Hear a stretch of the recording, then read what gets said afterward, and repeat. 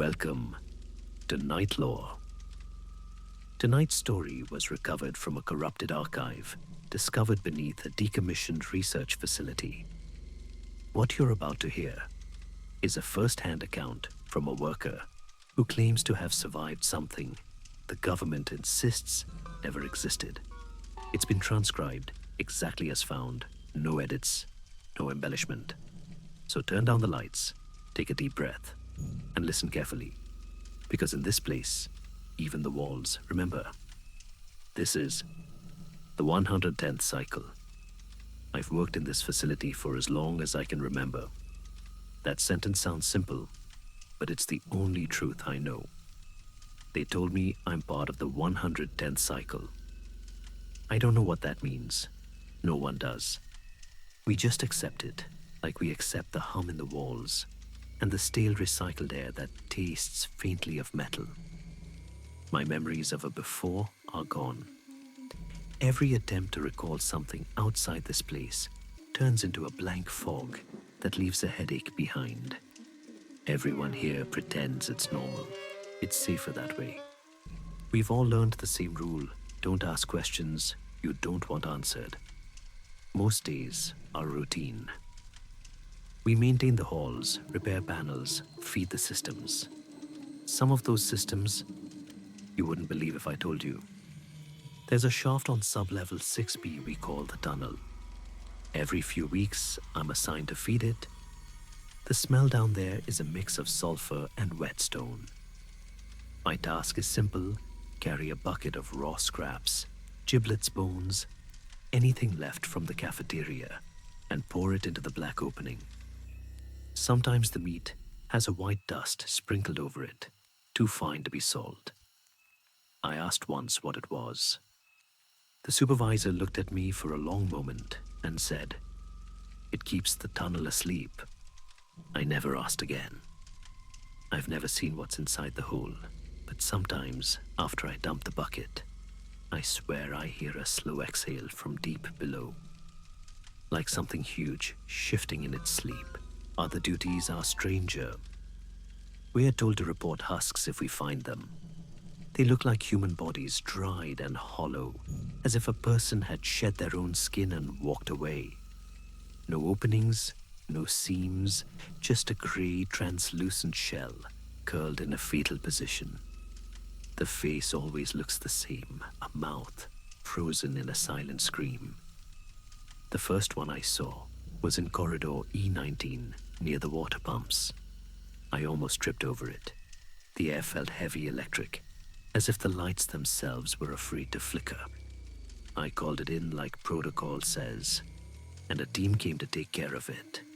The next day, the floor was spotless, as though nothing had ever been there. There's a rumor about what happens if you do trip on a husk. They say a technician once dropped a folder, stumbled, and his boot brushed the husk's leg. His scream echoed through 5 corridors. When they found him, the lower half of his body was gone, just a clean hole where his leg had been.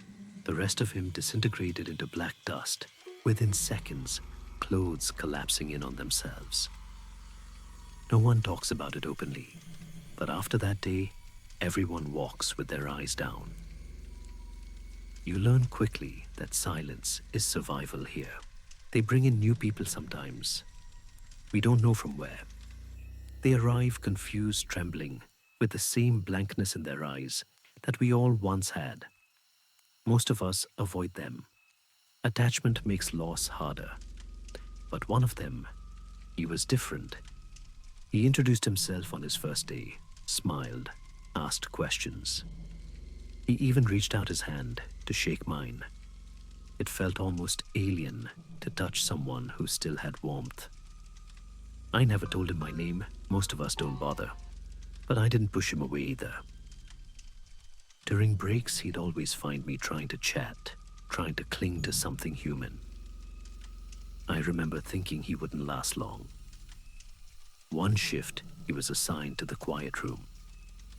I was stationed outside as the monitor. The quiet room is a white cell with smooth walls and a single metal table. On the table sits a black cube the size of a lunchbox. The rule is absolute no sound. You change into a frictionless suit so your clothes don't rustle. No electronics, no talking, not even a cough. You watch the box for 4 hours, note any changes, then leave. No one knows what the box does, only what happens if you disturb it. He went in at 0900. For the first few hours, everything was normal. Through the observation glass, I saw him circle the table, checking angles like training taught us. Then he stood still, eyes fixed on the cube. At 1200, the exit light blinked yellow. It was time to finish. I opened the door quietly. As he stepped out, he exhaled. A single sigh of relief. It was barely a sound, but I heard it, and so did it. A low groan came from the box, a sound that didn't belong in any throat. The air thickened. The cube rattled, then fell off the table. He turned to me, eyes wide. I grabbed him, clamped my hand over his mouth, and dragged him behind the doorframe. From inside came a scraping, twisting noise. Something black and wet pushed through the crack under the door, a tendril, searching blindly, tasting the air. It twitched inches from my boot. I didn't breathe. Neither did he. I thought I might die from holding it in. After an eternity, it slid back inside. The room went silent again. I rose, heart pounding, and slipped inside just long enough to place the cube back on the table. It was warm to the touch, like skin. I closed the door and finally let out a shaky breath. He did the same, whispering, "Thank you," over and over. I didn't answer. We both knew we'd just survived something we weren't meant to. The next day, he found me again, grinning ear to ear. "They promoted me," he said. Can you believe it? I congratulated him, though my stomach turned. Promotions here don't mean what they should. People who get them are transferred to an area none of us ever see. They never come back. He didn't know that I was the one who reported the breach. I had to. Not reporting is also punishable. By promotion. They always find out. I told myself it was mercy, better one life than both. But the guilt stuck to me like grease that won't wash off. He was gone the next morning. His locker emptied, his nameplate removed. There's one person everyone talks to willingly, Greg the Mystic. If you walk through the common quarters, you'll see him, an old man in a robe, stitched from bedsheets, hair like cobwebs, eyes that never quite focus. He smells faintly of metal polish and dust. Greg will read your future if you ask him. The only rule is don't ask about anything you don't truly want to know. The thing about Greg is he's always wrong. Not sometimes, always. I once asked him what was for lunch. He said pizza. We got tacos. Someone else asked if a surgery would go well. Greg smiled and said it would be a complete success. The project was cancelled the next day after a catastrophic test.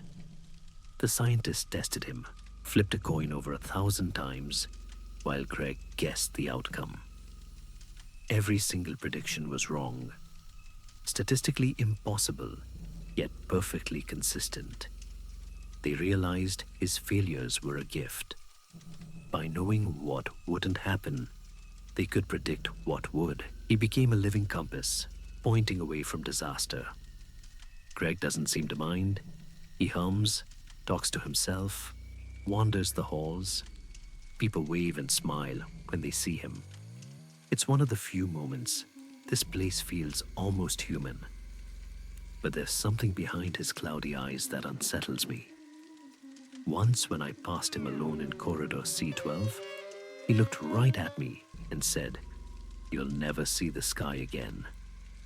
Then he chuckled as if it were a joke. I haven't laughed since. Sometimes I'm reassigned to the observatory levels. Those are closer to the surface, or so they tell us. The rooms there are wider, the air less heavy. A massive telescope points upward through a reinforced shaft that opens into the black. It automatically aligns to a single object, every night a planet no one ever taught us about. It doesn't exist in any textbook. You can't see it with the naked eye. The technicians say it's only visible through a special wavelength, something between ultraviolet and infrared. From what we can tell, it's lifeless. But orders are to monitor it constantly for signs of movement beneath its crust. Some believe there's life buried there, dormant waiting. Others think the beings are invisible to our sensors, watching us the same way we watch them. I don't know which thought is worse. During one shift, the technician beside me muttered, "What if they're building the same telescope, pointing it at us?"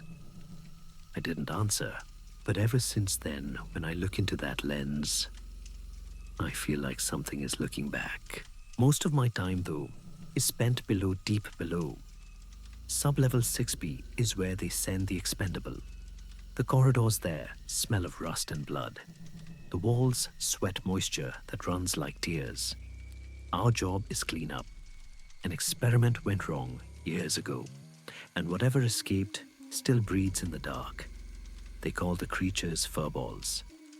It sounds harmless until you see one. Each is a round mass of matted hair, about the size of a handball. But beneath the fur is a mouth ringed with barbed teeth.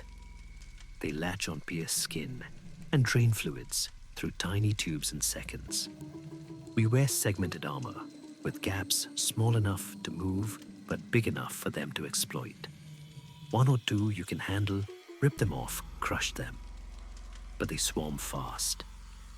The only mercy is the weapon they gave us, a handheld arc thrower. Pointed squeeze, and it releases a bolt of electricity that cooks them instantly. The charge hums in your teeth when it fires. We also get a floating drone nicknamed Firefly. It's a glass orb that follows your movements, glowing harsh yellow light. Without it, you'd be blind. The Fireflies are old, dating back to the 85th cycle, but they still work better than anything newer. There's a story every worker hears before their first B-66 shift. A man saw two furballs down a hallway. He stepped forward, aimed his arc thrower, ready to hit both at once. What he didn't see was the third one clinging to the ceiling above the door. When he crossed the threshold, it dropped between the plates of his neck armor. He screamed once. By the time the Firefly's footage ended, there was nothing left but a red stain on the floor and a pile of empty gear. The next crew found the walls crawling, with dozens of the things fat and slick from feeding. I've survived 6 cleanup shifts there. Every time I come back, I tell myself, it'll be the last. But assignments aren't requests here, they're orders. Once, while transferring between elevators after a shift, I noticed a brown stain on the floor of a seldom-used corridor. I thought it was spilled coffee. When I passed again the next day, it had spread darker now, almost black. I reported it and forgot about it. A week later, the entire hallway was cordoned off with yellow curtains. Technicians rushed back and forth carrying equipment. When the curtains finally came down, there was a new wall, smooth, seamless, hiding whatever lay beyond. Rumor said the stain kept growing until it formed the silhouette of a man pressed against the floor, as if something inside was trying to crawl out. Whatever it was, it's still there. They say it's under study. The ones who study things here rarely live long enough to publish their findings. They rewarded me for reporting it a rare privilege. They let me spend an hour in the music room. I didn't expect much. Inside was a polished oak music box, carved with a serpent coiled around an apple. I was told to sit winded 3 times and listen. The melody started slow, delicate. Then the world slipped away. When I woke, tears crusted my cheeks. I felt happy, nostalgic. There was a scent of cinnamon, and for one fragile second, I remembered a woman's voice humming the same tune. Then it was gone. I think the box shows you your life before this place.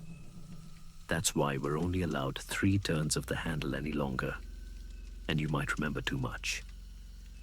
The warmth the music box left behind faded after a few days, but something inside me changed. For the first time, I couldn't shake the idea that we'd all lived normal lives once. We must have had homes, families, sunlight, and someone or something had taken it away.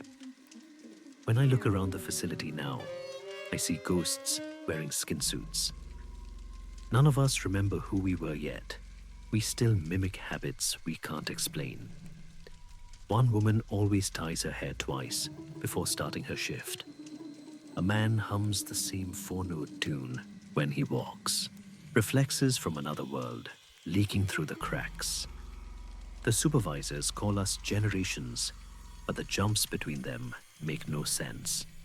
Sometimes years pass before the next generation, sometimes days. New rules appear overnight. Old ones vanish.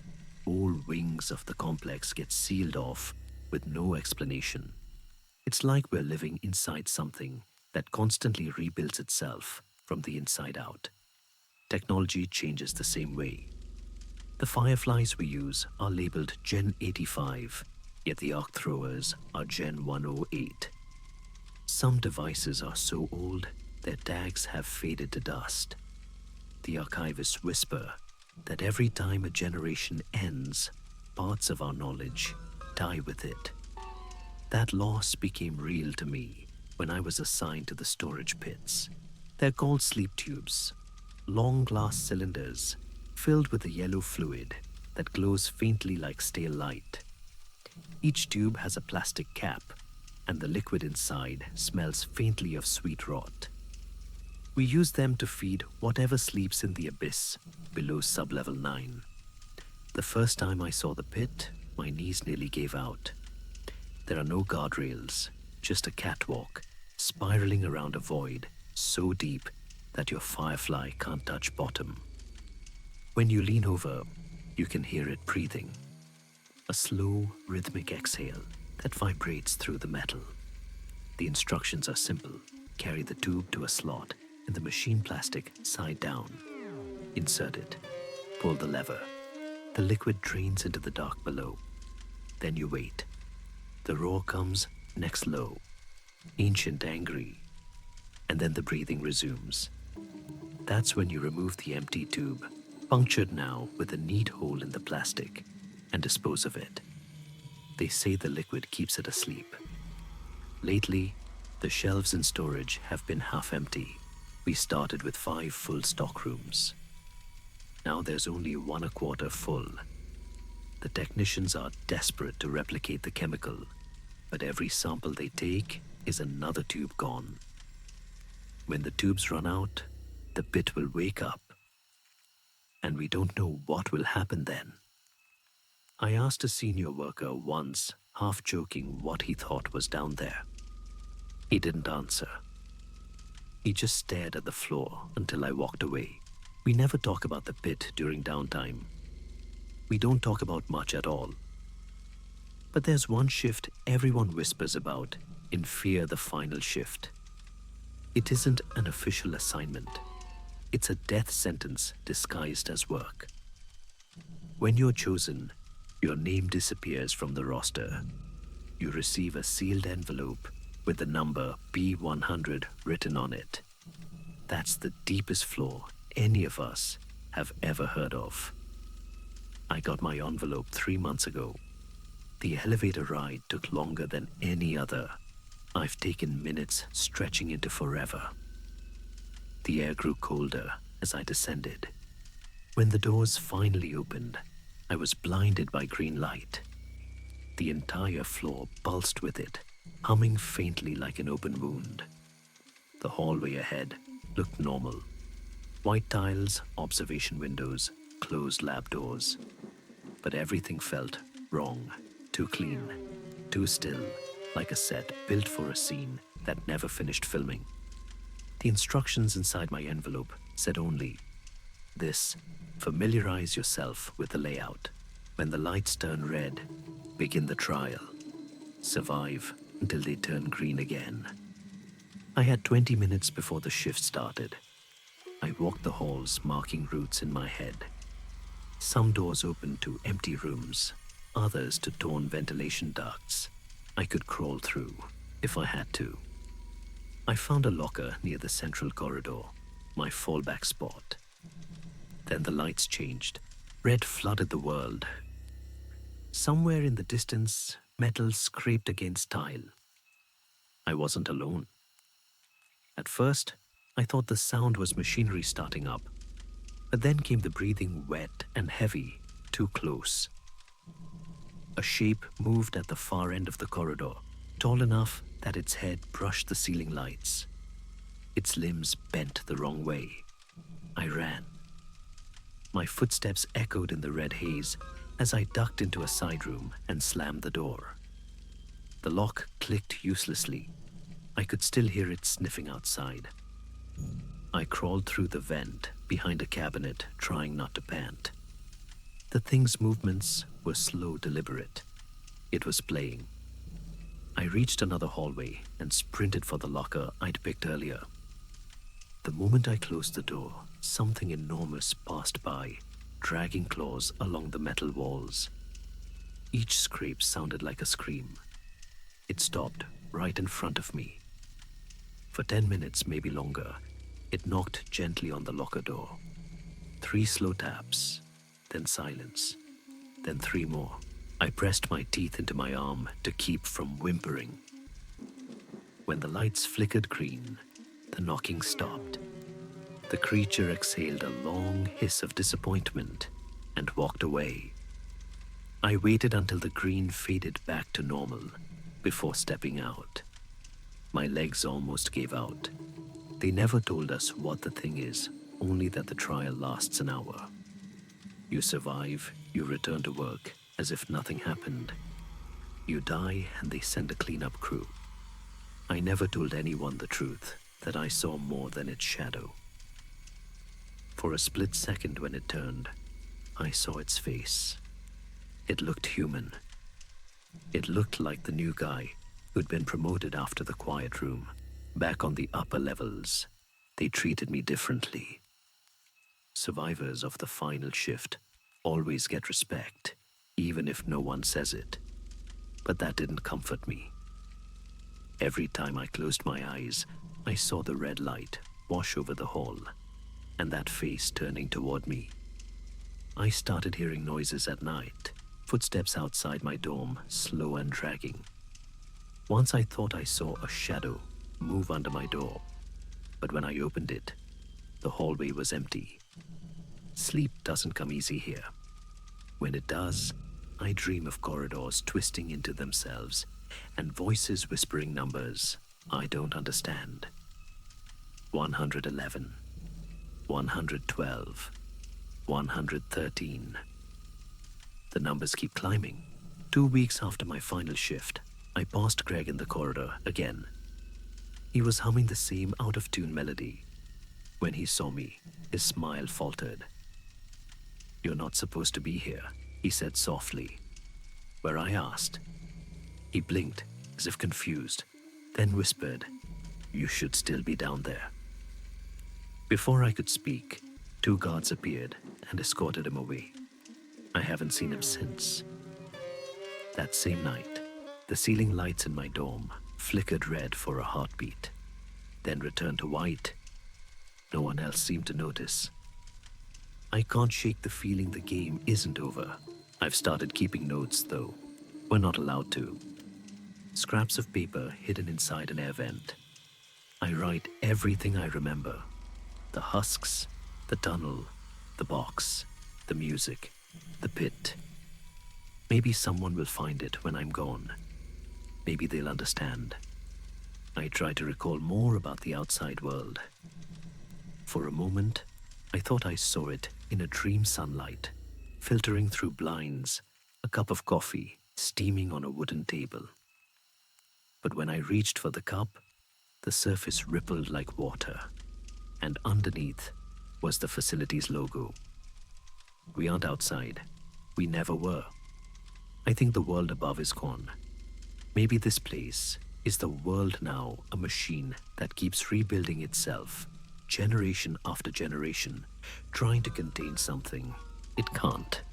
And we're the gears that keep it turning. Yesterday, a new memo appeared on the notice board. Generation 118 begins tomorrow.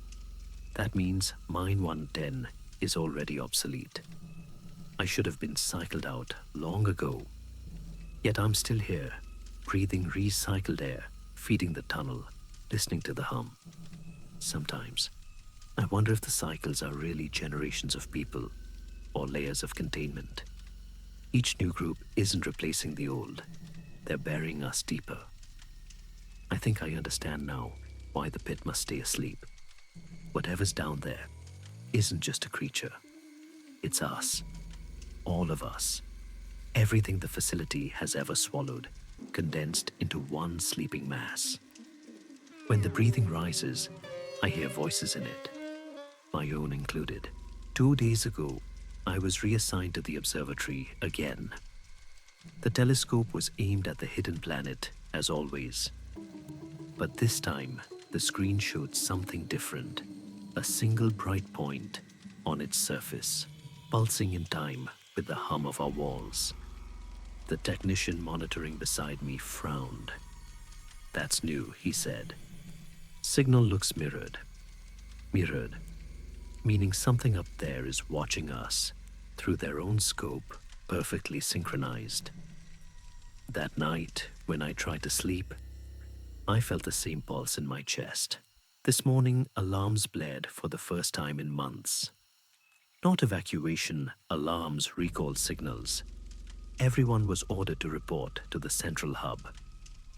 I followed the crowd, heart hammering, expecting another containment breach. The supervisor's voice came over the speakers, calm as always. Cycle 117 has concluded. Cycle 118 begins effective immediately. All active personnel are to undergo reassignment and memory calibration. Memory calibration. I'd heard the term once before, whispered by a medic. It means erasure. They'll wipe the last few years from us and start again fresh workers with clean slates. Maybe that's how they keep the machine running forever, by recycling the same souls over and over. I didn't go to the hub. I hid instead in the maintenance tunnels near the old storage rooms. That's where I'm writing this now, by the glow of my firefly. The air smells different here, damp and warm. The hum in the walls is louder, almost like breathing.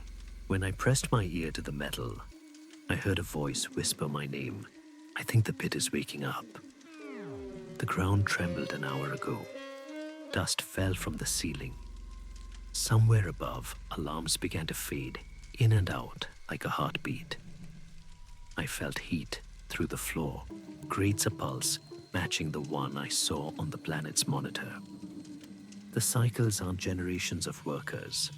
They're stages of containment, each one another layer to keep it asleep. And the layers are failing. If anyone finds this recording, don't come looking for me. Don't come looking for the facility. Because when it finally opens its eyes, there won't be anywhere left to run. The tremors haven't stopped. They come in slow rhythmic waves that make the pipes shudder and the floor sweat. Every few seconds, a low rumble rolls through the concrete like something vast, shifting far beneath the facility. I'm still in the maintenance tunnels. My firefly flickers its light, pulsing in sync with the sound. It shouldn't do that. The fireflies aren't wired to anything, but the glow beats like a living heart. From somewhere above, I can hear footsteps. Not the usual shuffle of boots or the click of heels. These are heavier, wet, as though someone is walking barefoot through blood. I should move, but I'm afraid if I do, the sound will follow. I can taste metal in the air. The ventilation fans have stopped. The silence between each quake stretches too long until I find myself counting the seconds just to remember I'm still here. 9, 10, 11. Then the tremor hits again. I don't know how much time has passed. The clocks froze when the alarms went out. I keep checking my wrist, but the digits blink 0000. Every so often a voice breaks through the intercom's distorted, almost human. It repeats the same phrase in a tone that sounds more like pleading than command cycle reset pending. Please remain calm. No one will remain calm when they hear what's coming. I crawl toward the old stairwell, hoping to find another way up. The doors there were welded shut long ago, but heat seeps through the seams. The metal is warm against my palms, breathing like skin. And behind it, something whispers. At first, I thought it was the hum of the power lines, but then I heard words. Not loud, not clear, just fragments slipping through. Remember, wake, hungry. The same voice that whispered my name earlier. Only now it sounds closer. I passed the old break room on the way back. The tables were overturned, the vending machines cracked open. The smell of sugar and mold filled the air. Someone had written on the wall in grease pencil, "We are the first generation." The letters shake as if they'd been written by a trembling hand. I stared at it for a long time, trying to understand what it meant. If they were the first generation, then maybe the numbers don't start at 110. Maybe we've been counting backwards. Maybe 1 is the end. The hallway outside the storage pits is filled with mist now. It seeps from the seams around the doors and hangs close to the floor like breath in winter. When I kneel and touch it, it's cold freezing, even though the rest of the building burns. I followed it toward the main chamber, the one with the spiral catwalk. I shouldn't have. Curiosity here is just another form of suicide. But the sound drew me, like the pull of gravity. When I reached the railing, I saw the pit glowing faint yellow from below. The last sleep tubes had all been used. Their broken shells lay scattered like bones. The liquid must have drained hours ago, maybe longer. The breathing had stopped. That was the worst part. Because something that big doesn't stop breathing unless it's awake. The air turned to syrup. Each inhale dragged through my lungs like honey. I leaned over the railing despite every instinct screaming not to. At first, there was only darkness, then movement. A ripple passed through the void, and the yellow glow brightened until I could make out the curve of something immense, smooth, wet, pulsing. It wasn't flesh. It was more like translucent glass, filled with shadows that twisted inside it. When the tremor hit again, a hand pressed against the wall of the pit from the inside. Human-shaped. The fingers spread, pushing through the glass-like surface as if testing it. Then another hand. Then a face. Dozens of them pressing outward faces, half-formed mouths, open in silent screams. I saw the new guy among them, his expression frozen in horror. I saw others too. People I'd known, people who'd vanished. Their features rippled through the surface, merging and fading into each other. And then I understood. The pit isn't holding one creature. It's holding everyone who's ever been here. Every generation, every promotion, every disappearance, they all go down into that chemical sleep, dissolved and remade into whatever nightmare lives below. The facility isn't studying it. The facility is it. I ran. I don't know how far. My ears rang with the sound of my own heartbeat. Corridors blurred past. The firefly followed its glow, dimming, flickering, as if it too was terrified. When I finally stopped, I was back near the quiet room. The door hung open. The black cube sat crooked on the floor where someone had dropped it. Cracks ran across its surface, leaking thin black smoke that smelled like burnt hair. I should have kept running, but the box pulsed faintly, almost like it was breathing with me. I could hear faint groans from inside hundreds of voices layered into one endless sigh. I think the cube was never meant to contain sound. It was meant to contain us. Every noise we make feeds it, teaches it, gives it form. And now that the facility is breaking down, it's starting to sing back. I needed proof. Something real. I made my way to the observatory again, climbing through the half-lit stairwells until I reached the top levels. The telescope chamber was empty, but the console still glowed. The image on the monitor showed the hidden planet same as before. Only now the entire surface pulsed with light, not random patterned, like a heartbeat. For a second, the feed distorted. The surface shifted from distant clouds to a clear reflection corridors, catwalks, glowing fireflies. The facility mirrored on its surface. And then, I saw me standing in the observation room, staring into the monitor. The reflection smiled. I stepped back, but my reflection stayed where it was still smiling, its mouth opening wider and wider until the screen went black. Something inside the telescope creaked metal, twisting. A faint red light blinked in the viewing lens. I swear I heard breathing coming from it, like someone pressed their mouth to the other side of the glass. I think the planet isn't another world at all. I think it's a mirror, a view, from beneath the surface of this one. We've been watching ourselves from below. The facility started collapsing an hour ago. Sections of the ceiling caved in. The air ducts roared like wind tunnels. I've been moving through them, following the only sound that doesn't make my stomach twist the lullaby from the music box. It's playing somewhere ahead of me, echoing faintly through the vents. I crawl toward it, because the melody reminds me of warmth, of a place that might have been home. The passage opens into a maintenance bay I've never seen before. In the center sits the same oak chair from the music room, polished and waiting. The music box rests on its arm, still turning, though no one is there to wind it. I should be terrified.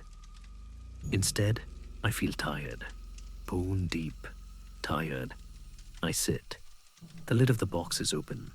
The snake and the apple shimmer faintly in the failing light. I reach out and touch the crank. It's already halfway through a turn. When I close my eyes, the facility fades. The hum softens. For a moment, I'm somewhere else. Sunlight through blinds. The smell of coffee and cinnamon. A woman laughing in another room. Then her voice changes. The laugh stretches, deepens, becomes a whisper. Wake up. My eyes snap open. The room around me is gone. I'm standing at the edge of the pit again, staring down into yellow light. The faces below are looking up at me, mouths moving in unison. Wake up, they whisper. The railing cracks under my hands. I stumble back, but the floor tilts. The firefly bursts overhead, scattering shards of light that hover like fireflies in real air. And for one impossible instant, I see the ceiling above me break open. Not concrete, but sky. A real sky, blue and endless. Then darkness swallows everything. I woke, if you can call it that, on a clean floor in a room that smelled of antiseptic. A voice echoed over the speakers, calm and precise. Welcome to the 118th cycle. Orientation begins in 10 minutes. My hands were shaking. My clothes were new. The ID badge on my chest read, Technician Noctozo4. There were others around me blinking, confused, the same blank faces I remember from my first day. One of them smiled and offered his hand. Hey, he said. First day I stared at him. For a second, I thought I saw myself in his eyes, a reflection that smiled too wide. I forced a nod. Yeah, I said. First day. He turned to look at the door. As it slid open, bright light spilling through. Beyond it, I could hear the distant hum of the machines starting up again.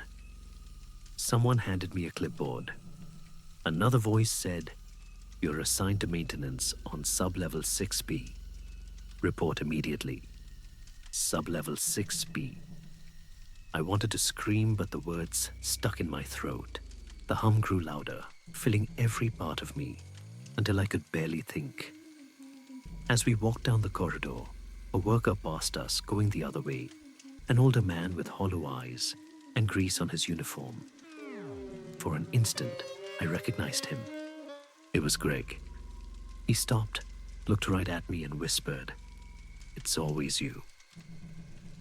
Then he smiled that same broken smile and kept walking. We reached the elevator. The doors slid shut. The walls trembled as we descended. My hands clenched around the clipboard until my knuckles cracked. The new guy beside me glanced over. You okay? He asked. I wanted to say no. I wanted to tell him to run. But instead, I forced a smile. Just tired, I said. Didn't sleep much. The elevator chimed. Level 6B. The doors opened to the smell of rust and sulfur. A bucket waited by the entrance, filled with scraps and bones. The new guy picked it up, looked at me and said, Guess it's feeding time. I didn't answer. My body moved on its own, following the routine I didn't remember learning, but somehow knew by heart. We walked down the corridor towards the tunnel, the hum growing louder with every step. When we reached the edge, the darkness yawned before us, wide waiting. The new guy leaned forward, peering into it. What's down there? He asked. I opened my mouth to tell him not to ask, but before the words came, something deep below exhaled slow and heavy, a sound I hadn't heard since before the reset. The air trembled. The bucket shook in his hands. I looked into the dark and thought I saw movement, something vast, stirring far beneath a flicker of yellow, like a single giant eye opening. And then I remembered every face, every scream, every whisper from the pit. I dropped the clipboard. Don't ask, I whispered. Don't ever ask. He turned to me confused, but before he could speak, the lights flickered red. If you're hearing this, it means the cycle failed again. It means the pit is still awake, and we're still repeating. Maybe you'll be next, someone listening to this recording, in a room that smells like metal and dust, wondering why the walls hum. If you start to remember anything, sunlight, laughter, a name that feels like yours, hold on to it. Don't let them take it. Don't let them make you forget. Because once you forget, you belong to the facility. And once you belong to the facility, you become part of the next generation. If you're still listening, remember the next time you hear the low hum of machinery, the steady pulse beneath your feet, it might not be the building settling. It might be the facility waking up again. Thank you for joining me tonight on NightLore. If you enjoyed this story, don't forget to subscribe and leave a comment. It helps new listeners find their way into the dark. And if you have a story of your own, something you were never supposed to remember, send it to us. Maybe next time we'll tell your tale. Until then, sleep lightly and never ask what's in the dark.